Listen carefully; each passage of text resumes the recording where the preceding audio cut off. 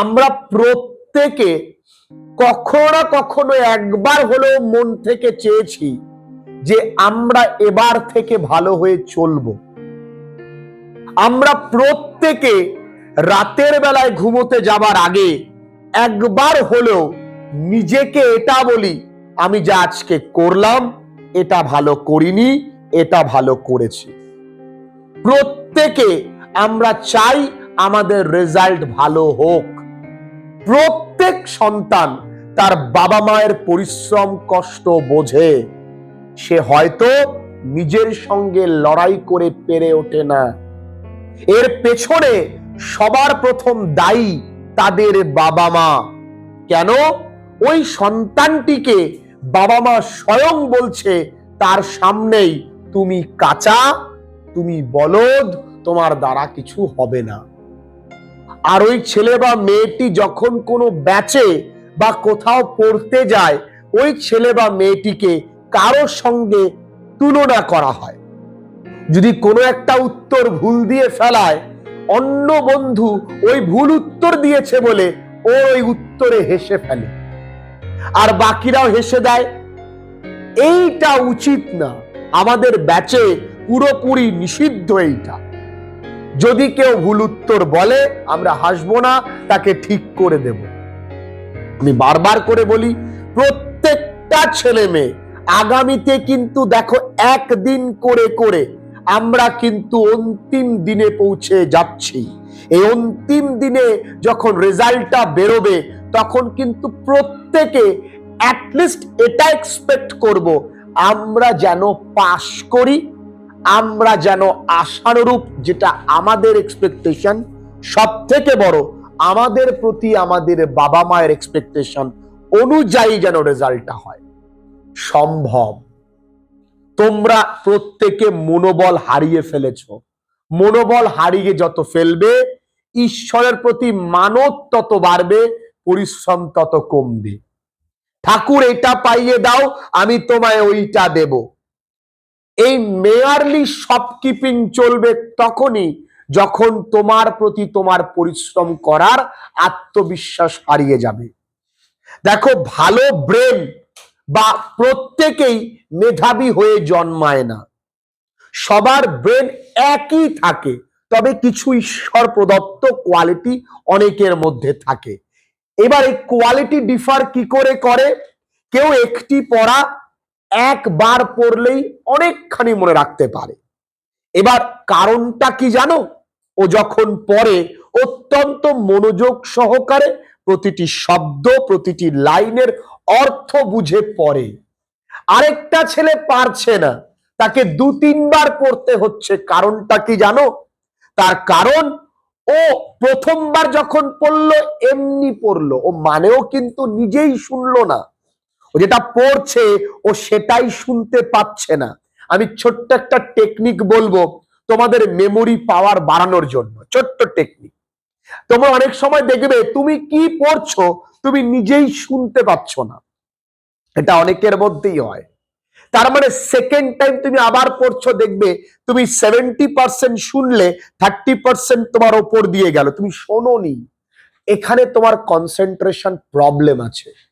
তুমি তোমার মানসিক যে কনসিস্টেন্সি ধরে রাখতে পারোনি। এর সব থেকে সহজবোধ্য উপায়, দুটো কানে আঙুল দিয়ে পড়ো। দেখবে তুমি যত আস্তে কথা বলবে, তত তোমার কানে জোরে জোরে আওয়াজ হবে। তুমি না চাইলেও ওই কথাটা তোমার কানে বাজবে। 2 নম্বর কাজ, প্রতিদিন অ্যাফার্মেশন প্র্যাকটিস করো। এটা ভীষণ শক্তিশালী একটা জিনিস। আজকে থেকেই বাড়িতে যাও, নিজেকে তোমরা অনেকবার খারাপ বলে ফেলেছো, আমার দ্বারা কিছু হবে না।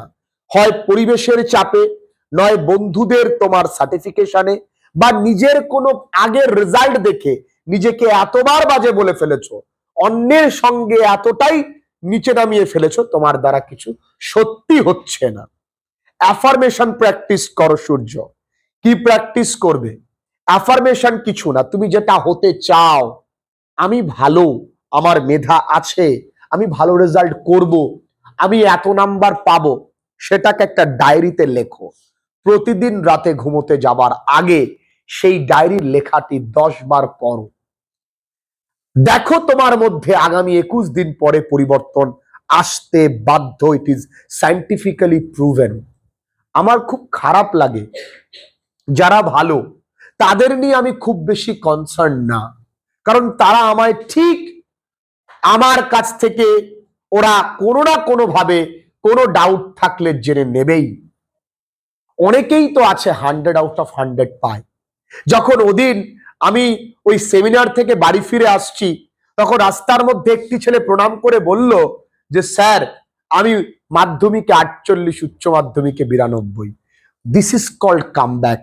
ওই ছেলেটা কি করে পারলো? আমি ওদের জন্য পরিশ্রম করব।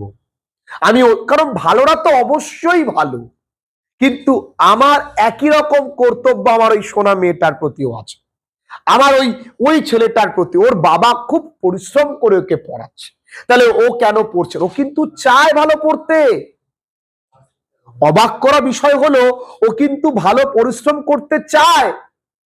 He is now callous to his study, to his life. কেন জানো? ও হার মেনে নিয়েছে।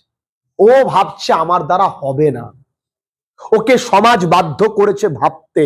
ওর পরিবারও ওর প্রতি আর কোনো আশা রাখে না। রিসেন্টলি দুজন গার্ডিয়ানস আমাদের বাড়িতে এসছেন, বনগা থেকে। তার মেয়ে পড়বে, অনেক দূরেই বাড়ি, 9ম শ্রেণীতে পড়ে মেয়ে দুজন। এসেই প্রথমত বলে দিলেন স্যারের সম্পর্কে বেশ কিছু মন্তব্য, আমি তো সেগুলো শুনি না, এবং মেয়ে আমার কাঁচা, মেয়ে আমার ভালো না। আমি বললাম দেখুন এগুলো বলবেন না, মেয়ের সামনে যতবার আপনি বলবেন ওর যে সেলফ কনফিডেন্স আরো আস্তে আস্তে তলানিতে, জিরোতে চলে আসবে। তোমরা ভাবো তোমরা কেউ কমা না। যদি কেউ মোবাইল নাম্বার, এতগুলো অড নাম্বার মুখস্থ রাখতে পারে, সে পৃথিবীতে যে কোনো প্যারাগ্রাফ মনে রাখতে পারে। তুমি একটা নয় অনেকগুলো নাম্বার মুখস্থ রেখেছ, তাহলে তুমি কিন্তু কম মেধাবী না। তুমি ওই দিকটা চেষ্টা করেছো, করনি তা নয়, করেছো। তুমি 2-1 বার অসফল যেই হয়েছো, তুমি ভেবেছো আর তোমার দ্বারা হবে না। তা করলে কিন্তু চলবে না, লড়াই করতে হবে। আমি পারবো এটা বিশ্বাস রাখতে হবে। আর এই শোনার পরে মোটিভেটেড হলে চলবে না, এবার ডিসিপ্লিনড হতে হবে। প্রতিদিন নিজেকে অল্প অল্প করে সময় দিতে হবে। শুধু বই পড়লে চলে না, বই পড়ার পাশাপাশি আরো অনেক কিছু পড়তে হবে। যদি কেউ জিমে যায়, সে শুরুতে গিয়ে ওয়েট তোলে না, সে আগে স্ট্রেচিং করে, কার্ডিও করে, তারপর সে ওয়েট লিফটিং করে। পড়াশুনোও তাই। পড়তে বসতাম, সঙ্গে সঙ্গে মুখস্থ করতে বসে পড়বো, সেটা করলে কিন্তু তুমি পরের দিন আর এনার্জি পাবে না। পড়তে বসার সঙ্গে সঙ্গে ইন্টারেস্টিং কিছু পড়ো। আরে রোমান্টিক কোনো গল্প পড়তে ভাল লাগছে, পড় না, পড়তে তো হবে, ওটাও তো পড়া। আলটিমেট পড়তে বসাটা তো তোর টার্গেট। ভূতের গল্প ভাল লাগছে, পড় না, ওটাও তো পড়া। আমরা কি ভুলগুলো করি বুঝতে পেরেছি। তাই সবাই ভালো ছেলে মেয়ে, প্রত্যেক অভিভাবককে আমার এটা অনুরোধ, ছেলে মেয়েদেরকে খারাপ বলবেন না, ওদের দুর্দিনে ওদের পাশে দাঁড়ান, ওদেরকে মোটিভেট করেন। আর পড়া মানে কেবল বই পড়া, নোট মুখস্থ করা, গাদা গাদা জেরক্স করা, এগুলো নয়, অনেক কিছু আছে। আমি তো বলি পড়াশুনোর থেকে সব থেকে বেশি প্রয়োজন বইপত্র। যত বেশি দেখবো তত বেশি পড়তে ভাল লাগবে। সপ্তাহে 1 দিন করে হলেও লাইব্রেরিতে যাওয়া অভ্যাস করা উচিত। লাইব্রেরিতে যাও, আমাদের এখানে এলাকায় লাইব্রেরি আছে, তোমরা কেউ যাও না। তোমরা ইভেন শ্মশানে গেছো কিন্তু লাইব্রেরিতে যাওনি। শ্মশানে মায়ের দর্শনে গেছো ঠিকই, কিন্তু লাইব্রেরিতে কেউ কোনোদিন যাওনি। যত বই দেখবে, আমরা যখন শপিং মলে যাই, জামা কাপড় অনেক দেখি, দেখে ভাল লাগে বলে একটা নিই। লাইব্রেরিতে প্রচুর বই সাজানো থাকে, তখন আমার বইয়ের প্রতি ভালোবাসা জন্মায়। তাই বারবার করে বলি, প্রতিটা ছেলে মেয়ে ভালো, কিন্তু ভালো হচ্ছে না আমাদের পরিচর্যার অভাবে।